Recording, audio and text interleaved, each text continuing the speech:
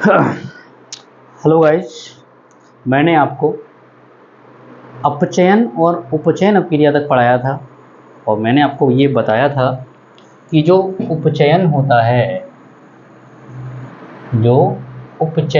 है जिसको हम लोग इंग्लिश में रिडक्शन कहते हैं, सॉरी ऑक्सीडेशन कहते हैं, है ना। उसमें क्या होता है, उसमें ऑक्सीजन का जुड़ना और हाइड्रोजन का निकलना, है ना। या तो ये एक काम हो जाए इनमें से या ये दोनों ही हो जाए, तो वो उपचयन है। अपचयन आपने क्या पढ़ा था? अपचयन मतलब रिडक्शन में हाइड्रोजन का जुड़ना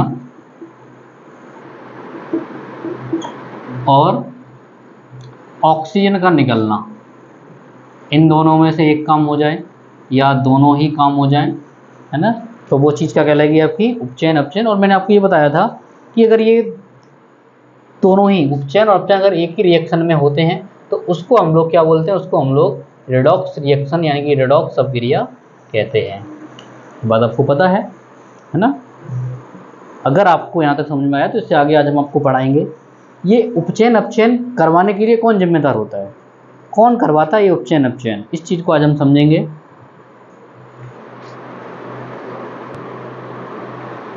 देखिए, उपचयन अपचयन समझाऊं उससे पहले हमसे एक बच्चे ने पूछा था कि सर संयोजकता कैसे निकालते हैं? संयोजकता, है ना, वैलेंसी। भाई हमसे बच्चे ने पूछा था कि सर वैलेंसी कैसे निकालते हैं, ये हमें सिखा दीजिए। तो देखिए, आपने बोर का नियम पढ़ा होगा 9th में, है ना, बोर का मॉडल। इन्होंने बताया था कि जो इलेक्ट्रॉन होते हैं वो नाभिक के चारों ओर ऐसे करके चक्कर लगाते हैं। अगर जैसे ये नाभिक है, मान लो ये नाभिक है, इसके चारों ओर ऐसे करके क्या हो रहे हैं? इलेक्ट्रॉन घूमते हैं। ये बोर ने बताया था। बोर ने कहा था इलेक्ट्रॉन घूमने का जो क्रम होता है, जो ऊर्जा स्तर होते हैं या फिर जो कोष होते हैं, है ना, उन्होंने कोष जो है 4 बताए थे और वो कोष थे के, एल, एम और एन। उन्होंने कहा था कि के कोष में 2 इलेक्ट्रॉन रहेंगे, एल में 8 रहेंगे, एम में 18 रहेंगे और एन में 32 रहेंगे। समझिएगा बात को। बोर ने एक बात बताई थी कि कोष में जो भाई इलेक्ट्रॉन ऐसे चक्कर लगा रहा है प्रोटॉन के चारों ओर जो कक्षक है उनको कोष बोल रहे हैं और कोष जो हैं वो 4 हैं, के, एल, एम, एन। हालांकि यही आगे चलते रहेंगे और भी होते हैं, फिलहाल उन्होंने इतने समझाया था। तो उन्होंने ये कहा था कि पहले कोष में जो नाभिक के सबसे पास में कोष है ना, उसमें सिर्फ 2 इलेक्ट्रॉन होंगे, उसके बाद 8 होंगे, उसके बाद 18 होंगे, उसके बाद 32 होंगे। ठीक है। तो जैसे मान लीजिए आपके पास एक सोडियम एक तत्व लिखा हुआ है, आपको बस इसके लिए क्रमांक अगर याद है ना तो आप संयोजकता आसानी से निकाल सकते हो। बस आपको क्रमांक याद करना पड़ेगा। आप क्रमांक जितने ज़्यादा याद कर सकते हैं, क्रमांक से जितने ज़्यादा तत्व याद कर सकते हैं, वो आपको फ़ायदा देगा। तो देखिए, हम लोग सोडियम को देखते हैं। सोडियम 11 नंबर पे आता है। इसका मतलब सोडियम के अंदर कितने इलेक्ट्रॉन हैं? सोडियम के अंदर 11 इलेक्ट्रॉन हैं। हमको इस तरह से अगर सजाना होगा तो हम लोग क्या करेंगे? हम लिखेंगे 2, पहले में 2 ही रहेंगे, दूसरे में 8, 8 और 2 कितने हो गए? 10। कितना बचा? 11 इलेक्ट्रॉन है, 1 बच गया। एक कहाँ जाएगा? सबसे लास्ट में। तो जो सबसे लास्ट में जा रहा है इसको हम लोग बोलते हैं बाह्य कोष।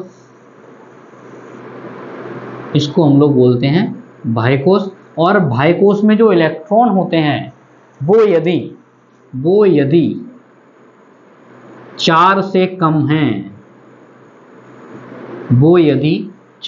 कम हैं तो वही इलेक्ट्रॉन, है ना, अगर 4 से कम है तो वही इलेक्ट्रॉन उस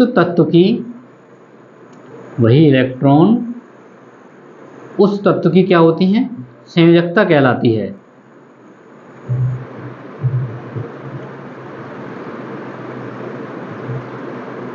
ठीक है भाई, उस तत्व की क्या होती है? संयोजकता होती है। जैसे हम लिख सकते हैं कि इसकी संयोजकता कितनी है?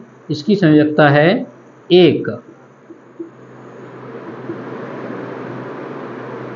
ठीक है, क्योंकि ये इलेक्ट्रॉन को ये त्याग सकता है भाई, है ना, ये एक इलेक्ट्रॉन क्या कर सकता है? त्याग सकता है। मैं आपको समझाऊंगा। एक आप क्लोरीन को देखो, क्लोरीन 17 नंबर, तो क्लोरीन 17 नंबर, इसलिए इसको लिखेंगे हम लोग 2,8,7। क्लोरीन को हम लोग लिखेंगे 2,8,7।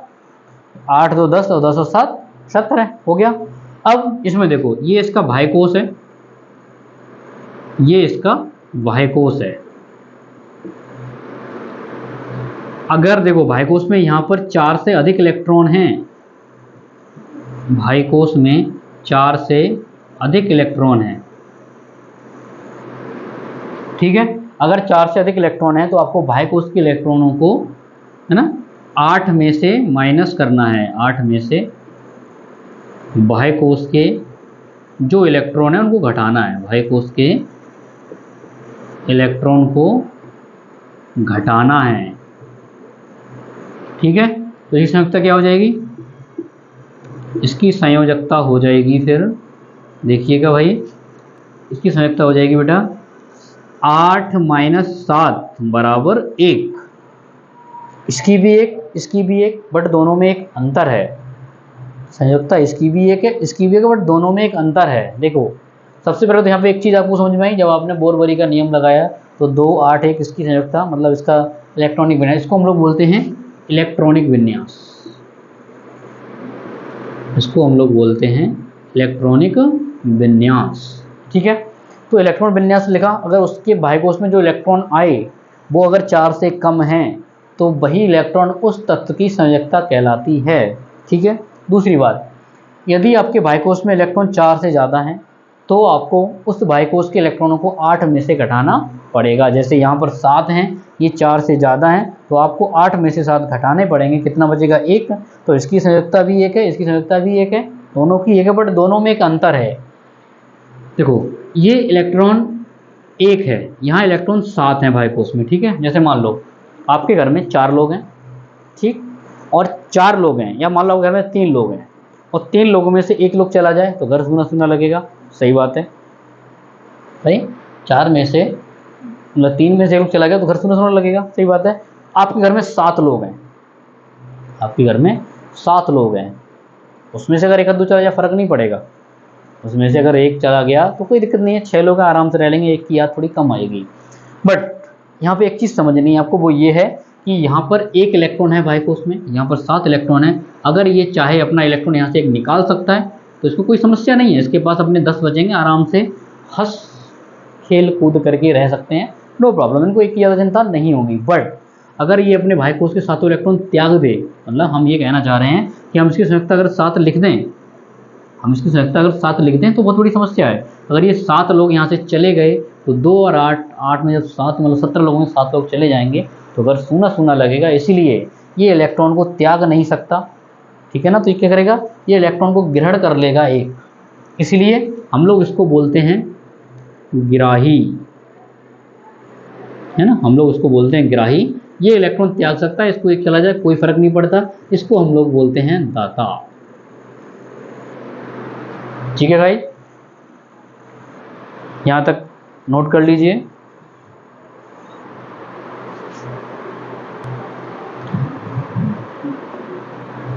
आगे देखिएगा, एक दो एग्जाम्पल और लेते हैं हम लोग। जैसे मान लो एक एग्जाम्पल ले लिया हमने कैल्शियम का। कैल्शियम आता है 20 नंबर पे। आपको पता है बोर-बोरी के नियम से इसको लिखेंगे 2 8। यहाँ पर एक बात समझने वाली है, अगर आप यहाँ पे 18 लिखते हो, देखो तीसरे कोर्स में 18 जाते हैं, चूँकि हमारे पास 18 नहीं होंगे, 18 8 26 2 28 ज़्यादा हो जाएगा, हमारे पास सिर्फ और सिर्फ 20 ही इलेक्ट्रॉन हैं। तो ध्यान दीजिएगा, हम लोग क्या करेंगे, यहाँ पर 8 का एक दूसरा बना लेंगे। 8 और 8 16, 16 और 2 18, कितने चाहिए 20, कितने बचे हमारे पास 2। तो ये 4 से कम है, तो इसकी संयोजकता कितनी हो गई 2।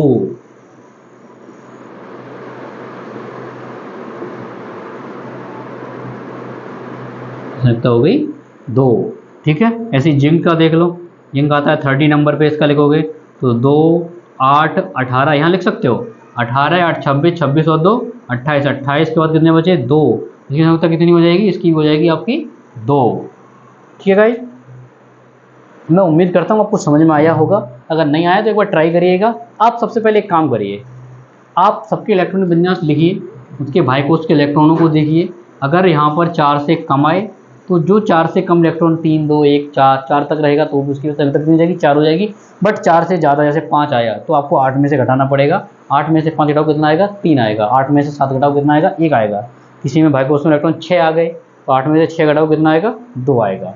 ठीक है, तो इस तरह से करेंगे। अब देखो हम लोग अपचयन उपचयन को समझ चुके थे।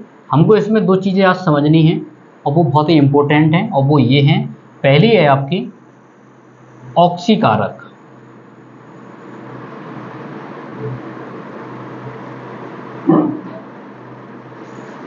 Oxidising agent.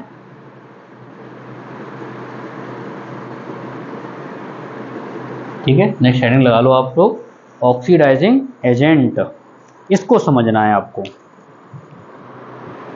मैं एक आपको अपक्रिया दे रहा हूँ फिर आप समझ जाएंगे आसानी से। मैं आपको एक रिएक्शन लिख के दे रहा हूँ। जैसे आपके पास है 2I माइनस, ओके, और आपके पास है Cl2। इसने क्या किया, इस क्लोरीन ने क्या किया, इससे 2 इलेक्ट्रॉन ले लिए और इसने बना दिया 2Cl माइनस प्लस आपका इधर बन गया I2। थोड़ा ध्यान से देखो यहाँ पे हो क्या रहा है ना, यहाँ ध्यान से थोड़ा देखो यहाँ हो क्या रहा है। तो आप अगर समझने का प्रयास करोगे आपको खुद समझ में आएगा कि यहाँ पर जो आयोडीन के पास 2 इलेक्ट्रॉन थे, देखो 2 कैसे हैं, 2 आई हैं आपके पास, एक आई के पास 1 माइनस, 2 आई के पास 2 माइनस। तो इसके पास जो 2 इलेक्ट्रॉन है इसने त्याग दिया, इसने मतलब मुक्त कर दिया। ये इलेक्ट्रॉन इसने ग्रहण कर लिए क्लोरीन ने। तो यहाँ से यहाँ तक आप देख सकते हैं, यहाँ से यहाँ तक आप देख सकते हैं, यहाँ पर 2 इलेक्ट्रॉन ऐड हो रहे हैं, जुड़ रहे हैं। और जो इलेक्ट्रॉन को ग्रहण करता है, जो इलेक्ट्रॉन को ग्रहण करता है वह आपका क्या कहलाता है, वही आपका ऑक्सीकारक कहलाता है।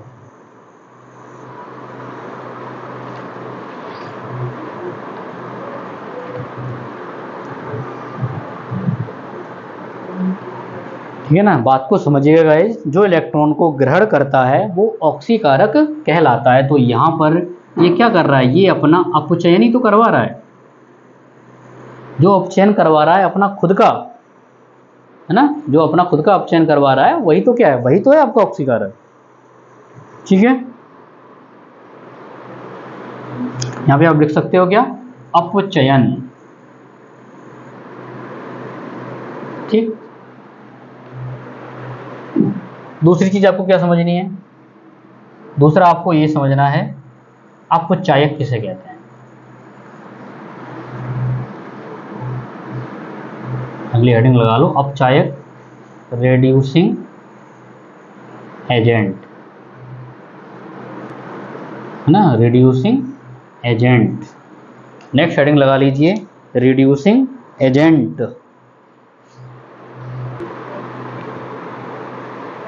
तो देखिएगा इसका एक आपके पास इक्वेशन है 2Fe3 प्लस, आपके पास है 2I माइनस, और इससे क्या हो रहा है, इससे आपका बन रहा है 2Fe2 प्लस प्लस I2।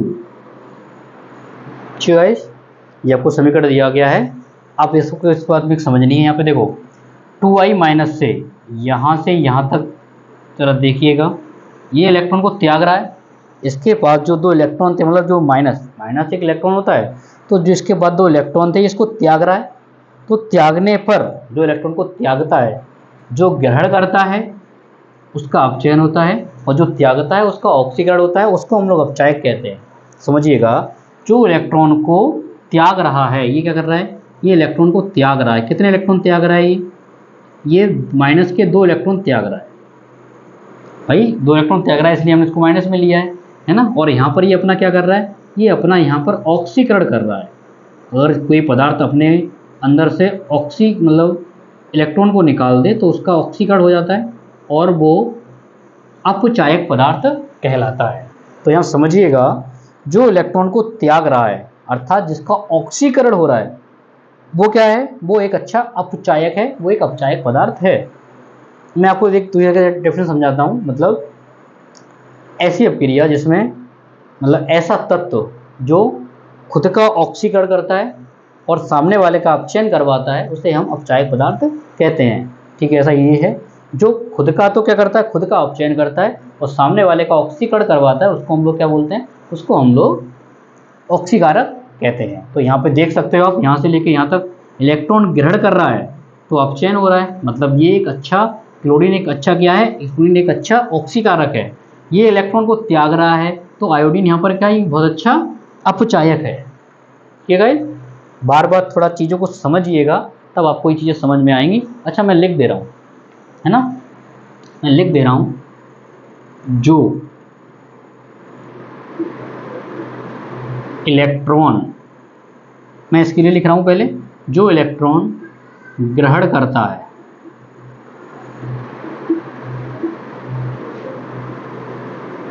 अथवा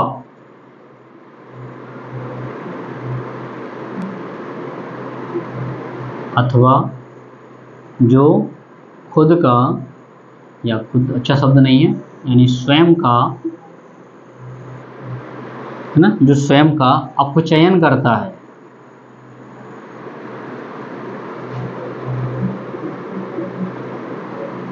तथा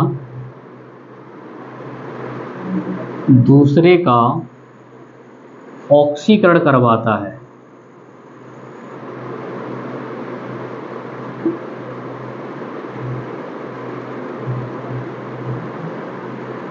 ठीक है गाइस, उसे कहते हैं ऑक्सीकारक। समझ में आया? अब जो इलेक्ट्रॉन ग्रहण करता है अथवा जो स्वयं का अपचयन करता है तथा दूसरे का ऑक्सीकरण करवाता है उसे कहते हैं ऑक्सीकारक।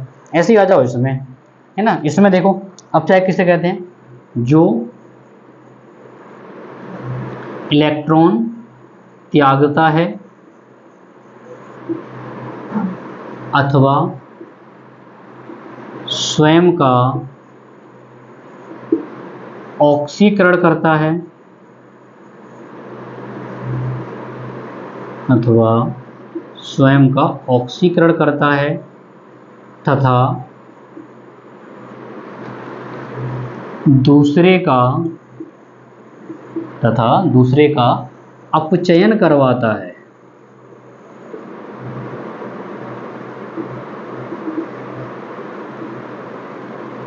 ठीक है गाइस, दोनों में डिफरेंस है। अब थोड़ा मैं आपको फील कराता हूँ। जैसे मैं ऑक्सीकारक हूँ, है ना, जैसे मान लेता हूँ कि मैं ऑक्सीकारक हूँ, तो मैं सामने वाले का क्या कराऊंगा, मैं सामने वाले का ऑक्सीकरण करवाऊंगा और अपना खुद का अपचयन करूंगा, तो मैं ऑक्सीकारक हूँ। ठीक है, अगर मैं जैसे ऑक्सीकारक हूँ तो मैं अपना तो अपचयन करूंगा, है ना। अपचयन मतलब मैं बहुत सारे इलेक्ट्रॉन को क्या करूंगा यहाँ पे, ग्रहण करूंगा, तो मैं खुद का तो अपचयन कर रहा हूँ ना। इलेक्ट्रॉन का ग्रहण करना अपचयन कहलाता है। ठीक है ना। एक बात मैं आपको और लिखे दे रहा हूँ यहाँ पर, थोड़ा इस बात को थोड़ा ध्यान रखना है आपको कि इलेक्ट्रॉन का या इलेक्ट्रॉन को ग्रहण करना, ठीक है, इलेक्ट्रॉन को ग्रहण करना क्या होता है, इलेक्ट्रॉन को ग्रहण करना अपचयन होता है। ठीक है, और इलेक्ट्रॉन को त्यागना, इलेक्ट्रॉन को त्यागना क्या होता है, इलेक्ट्रॉन को त्यागना उपचयन होता है। ये चीजें आपको ध्यान रखनी है।